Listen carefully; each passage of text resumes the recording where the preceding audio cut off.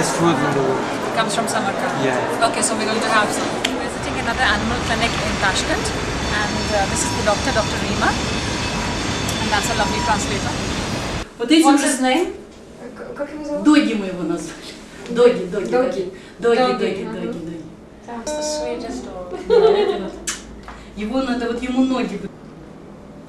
Poor thing, he can't walk, but this doctor's operated on him, and now he can at least sit. If this dog was in London, I would have taken it.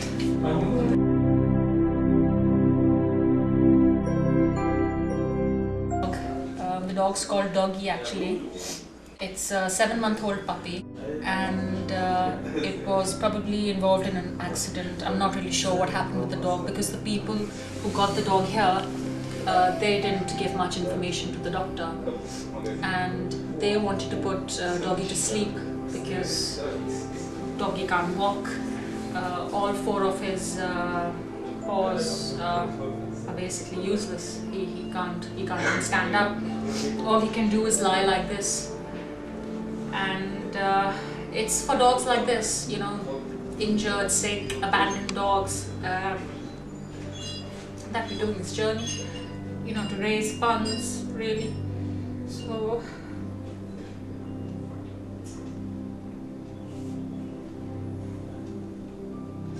anybody who's interested in this cause and wants to support us, you know, they can do it by volunteering at the local animal hospital, or just by supporting the local organizations financially, and that'll be a great help. And as I've said before, you know, a lot of people have said, you know, why don't you do it for children, why don't you do it for old people? And the thing is that there's a lot of awareness already about old people and children, and a lot of people, you know, do help them, and so do we actually, you know. I mean, I support a little girl in Assam, but there's not much awareness about animals, and I think we really need to look after all forms of life, be it human or be it animals, and do whatever we can for them. So anybody who's sensitive to this cause, you know, for animals like Doggy, you can say he's just living his life like this 24/7. And this is not just a problem in India, this is a problem everywhere. This is Uzbekistan. He can't be treated in Tashkent. You know, there's nothing the doctors can do for him here. So he'll stay like this, you know, and I've promised to find out, you know, from India and London as to what I can do for him. So people, you know, if you really are sensitive towards this cause, please go to our website, londondelhibyroad.com, and pledge whatever you can,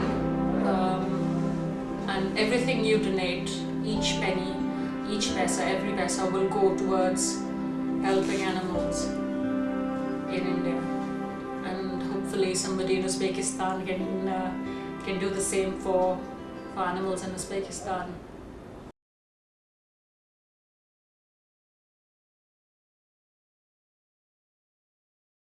We are in Tashkent, Uzbekistan. Today we are not visiting any monument, madrasa, or any historic sites. What we are visiting today is one of the largest Indian foreign investment company in Uzbekistan in the textile industry. We are sitting at Spentex CLC today, and we are sitting with Mr. Kataria. And Mr. Kataria is the executive director overseeing all the operations in Uzbekistan. He was very hospitable, a very, very generous and hospitable man. All these people waiting to meet and greet us. We were given Indian food, and he told 2 of his staff members to just stay with us all the time. They showed us around the city. They organized meetings for us at animal hospitals in Uzbekistan. Our passport visa was expiring. He got a visa renewed. He organized a meeting with the Indian ambassador for us to go and see him. So he was just really, really nice to us. We have made it to Kyrgyzstan. It's a big achievement because there were so many problems happening in Kyrgyzstan with the president running away and the border closing, and we were really scared, and we thought it's going to take a really long time, but this border was a breeze. Uzbekistan border side, took an hour, and the Kyrgyz border side took just 25 minutes because they wanted a present. They said, I want present, and I had 200 som, Kyrgyz som, which is like 3 pounds or 200 rupees, and that's all I paid in bribe to the customs, and this was the cheapest bribe also. And here we are in Kyrgyzstan. So we are on Solomon Throne in Osh, and in front of us is the city of Osh spread out. The city is about 3,000 years old. The city is built 1,000 meters above sea level, and the Solomon Throne on which we are standing right now is about 175 meters in height. We are visiting some really interesting places here. This is a little slide here, a natural slide, and I've just been told that if you slide here 3 times or 7 times, you'll never get a back pain. So I'm going to go and try this, and if I get back pain, I'm going to come and put a complaint here that I've got a back pain.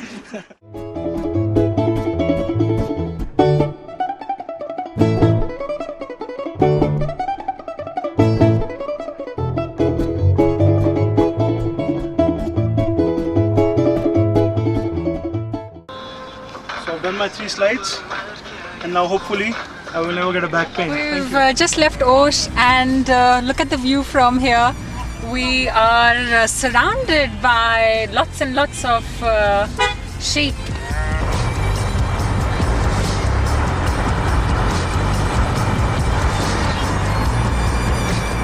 These are traditional yurts where the local people stay.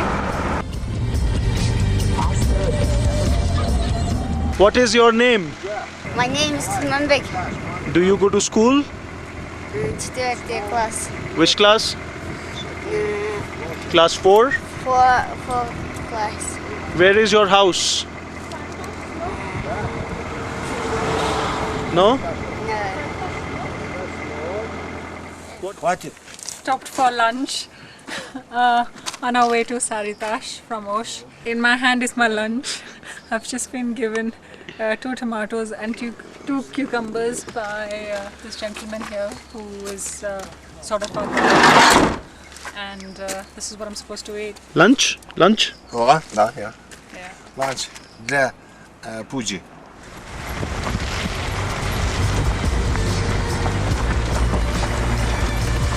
This is absolutely fantastic. About 2.5 hours back, it was 22 degrees. Now it's snowing. We are at about 3,200 meters at the moment. Here we are, 3,400 meters above sea level. Look at the condition of the road. We are on the mountain and it's snowing. We can't see anything. It's become foggy also. It's raining, it's snowing. There's no road. It's slippery. Not the best conditions to be driving. But I'm loving it. I'm just loving it. This is what I came for from London, and this is what I've got now. We can't see much. Maybe 10 meters ahead of us. Like smiling. I'm just so happy that we are in Saritash, 10,000 feet, and we made it. And when we used to look at the map from London and look at the mountains and the steep terrain and the altitude of Saritash and Kyrgyzstan, we used to be scared that, oh God, we have to go to Saritash. How will we ever get to Saritash? It's looking at the pictures of the mountains used to just scare us off, that how are we going to make it to Saritash? And here we are sitting in Saritash. So we know it's a massive achievement for us that we've managed by our own, without anybody helping us, to Saritash in our Goofy, and it's a great moment. I think we are at a real high today. Hello, we are in Saritash and we are really excited and very happy. This is our evening tea. This is black tea with milk and sugar, which is a very, very rare thing to find in this part of the world. And what we've got here is this is klep. This is just a piece of bread, round. This is the national bread in Kyrgyzstan and in Uzbekistan also. Everybody eats this. It's called klep. They eat it for breakfast, lunch and dinner, and for tea also in the evening.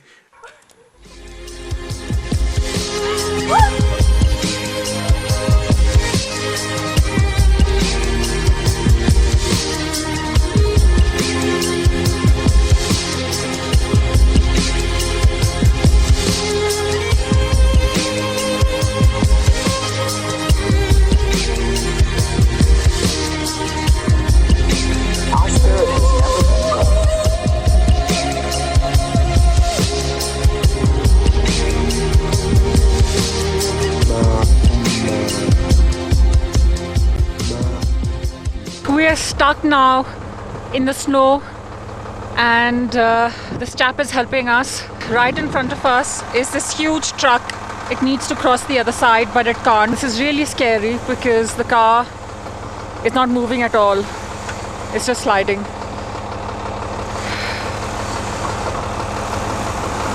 The tires are stuck.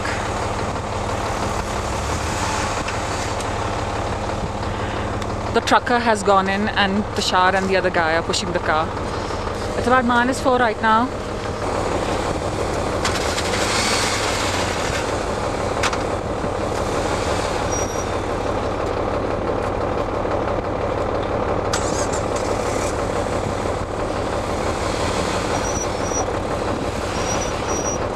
We are at the Irkishtam border post, Kyrgyzstan-China border post, and you can see around you it's completely barren in the middle of the mountains. Хорошо. Хорошо.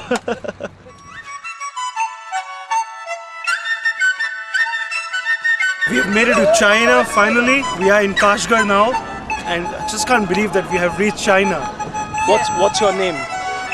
Oh, the final thing is I introduce myself. I'm Fei Fei, not Fei Fei. Fei Fei means Chinese very fat girls.